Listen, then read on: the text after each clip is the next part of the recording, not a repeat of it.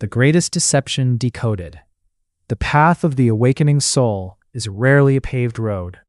It is a climb against a gravity that specifically targets those who begin to remember their true origin. While the unawakened live in a state of synchronized comfort with the material world, the awakened soul experiences an immediate friction.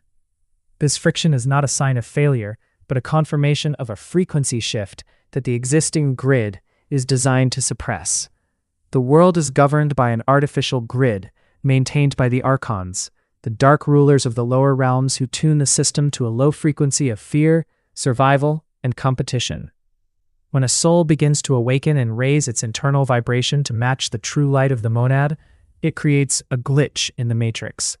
The lower realms function as a portal to suction light from divine beings, and by keeping souls in states of guilt and worthlessness, the system ensures a steady supply of energy for the dark entities posing as the light of the world. The most effective way to tether a soul to these lower realms is through the strategic strikes of financial distress and marital discord. By hitting an awakening soul with debts, litigations, and relational sabotage, the system forces the spirit back into a survival mode, making it difficult to contemplate the pleroma.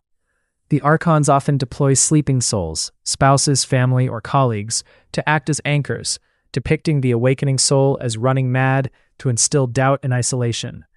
Central to this trap is the greatest deception, the enforcement of forgetfulness.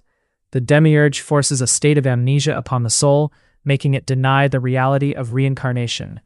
By convincing souls that they have only one life, the system effectively boxes them into a permanent state of forgetfulness. This allows the dark forces to continue vampiring the soul's light, while promising false wealth, false love, and false happiness within the matrix.